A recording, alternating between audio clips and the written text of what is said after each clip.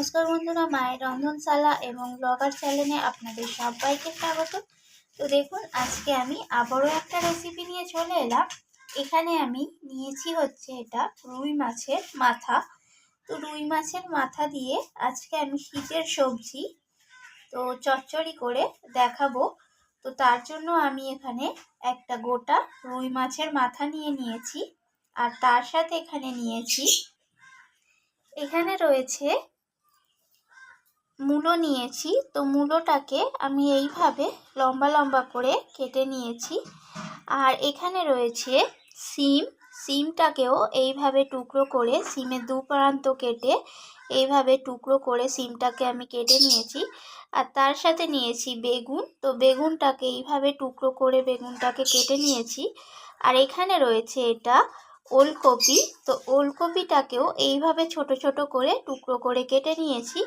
আর তার সাথে এটা হচ্ছে ফুলকপির পিছনের যে অংশটা, ফুলকপির যে কচি ডাঁটিগুলো রয়েছে, সেই ডাঁটিগুলোকে আমি এইভাবে টুকরো করে ছোট ছোট করে কেটে নিয়েছি।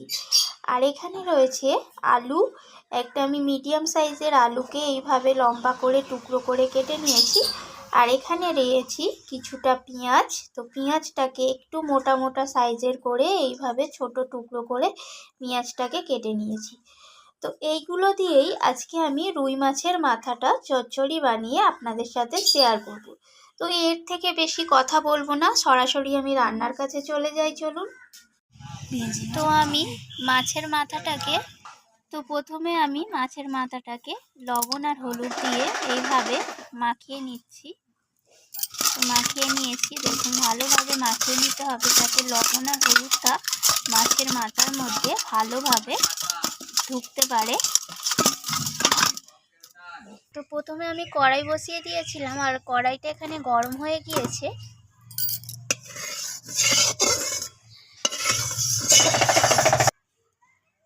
তো এর মধ্যে আমি সর্ষের তেলটা দিয়ে দিয়েছিলাম, আর তেলটা এখানে গরম হয়ে গেছে। এরপর আমি এখানে মাছের মাথাগুলো দিয়ে দিলাম। মাছের মাথাগুলোকে ভালোভাবে একটু লালচে করে আমি ভেজে নেব।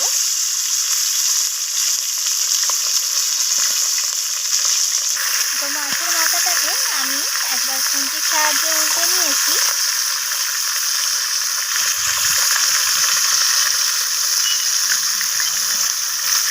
তো আমি আর একবার মাছের মাথাটাকে খুন্তি দিয়ে উল্টে দিচ্ছি।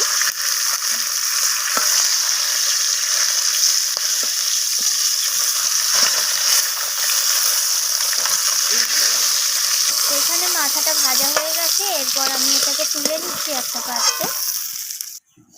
এরপর ওই একই তেলের মধ্যে আমি কেটে রাখা পেঁয়াজগুলোকে দিয়ে দিলাম।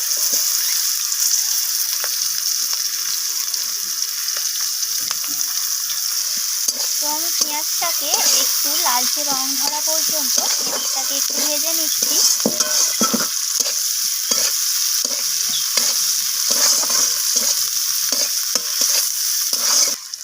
তো পেঁয়াজটা এখানে ভাজা হয়ে গেছে। এরপর আমি এখানে কেটে রাখা মূলোগুলোকে দিয়ে দিলাম।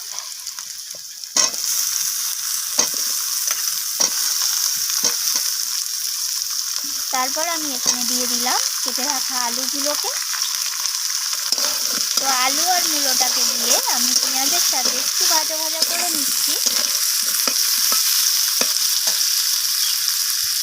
এরপর আমি এখানে দিয়ে দিচ্ছি কেটে রাখা ওলকপিগুলোকে।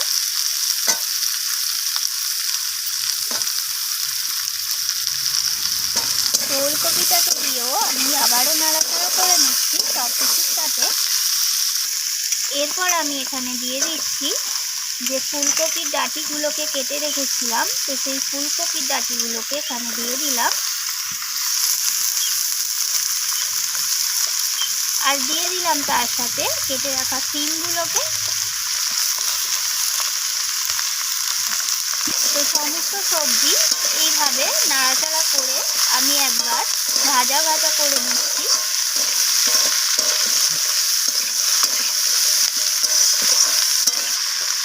তো এখানে আমি বেগুনটাও দিয়ে দিলাম। সমস্ত কিছু সবজি বেশ কিছুক্ষণ সময় ধরে ভেজে নিয়েছিলাম। তারপর এখানে আমি বেগুনটা অ্যাড করে দিলাম। এরপর এখানে আমি মশলা অ্যাড করে দেব। প্রথমে দিলাম প্রয়োজন মতো হলুদ গুঁড়ো,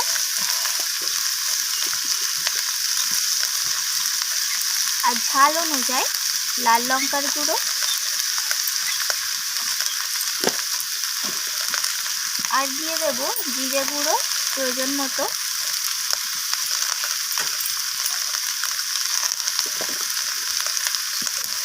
তো সমস্ত কিছু মশলা আমি সবজির সাথে এইভাবে নাড়াচাড়া করে কষিয়ে নেব।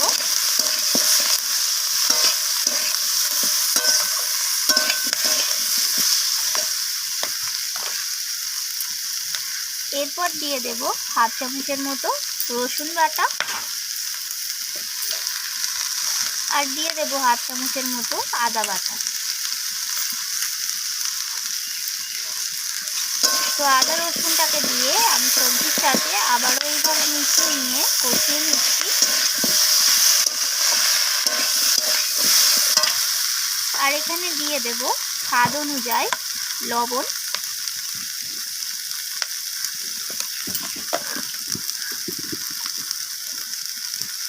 তো এখানে আরও একটু তেল অ্যাড করে দিলাম। তো আমার এখানে তেলটা কম মনে হচ্ছিল, সেই কারণে আবারও আমি সব কিছু এইভাবে কষিয়ে নিচ্ছি ভালোভাবে নাড়াচাড়া করে। যত বেশি সবজিটা কষানো হবে, মাছের মাথার এই যে পাঁচমিশালি চচ্চড়িটা একদম খেতে দারুণ লাগবে গরম ভাতে প্রথম পাতে। এরপর আমি এখানে অ্যাড করে দেব ভেজে রাখা মাছের মাথাগুলো। তো মাথাগুলোকে আমি একটু খুন্তির সাহায্যে এইভাবে একটু ভেঙে নিচ্ছি। তো গোটা গোটা থাকলে খেতে ভালো লাগবে না, তো সেই কারণে একটু ভেঙে নিতে হবে। তো ভেঙে নিয়ে আমি সবজির সাথে এইভাবে মিশিয়ে নিয়ে আবারও সব কিছু কষিয়ে নিচ্ছি। তো দেখুন এইভাবে কষাতে কষাতে সবজির চচ্চড়িটার কালারটা কত সুন্দর আসতে চলেছে। আর রান্নাটা হওয়ার পর তখনও কত সুন্দর কালারটা আসবে, সেটা রান্নাটা কমপ্লিট হওয়ার পর তখন বোঝা যাবে।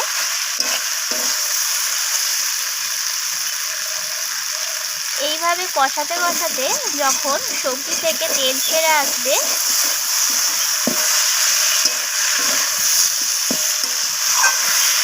তো এখানে কষানো হয়ে গেছে আর তেল ছাড়তে শুরু করে দিয়েছে। তো এখানে কষানো কমপ্লিট। এরপর আমি এখানে প্রয়োজন মতো জল অ্যাড করে দেব।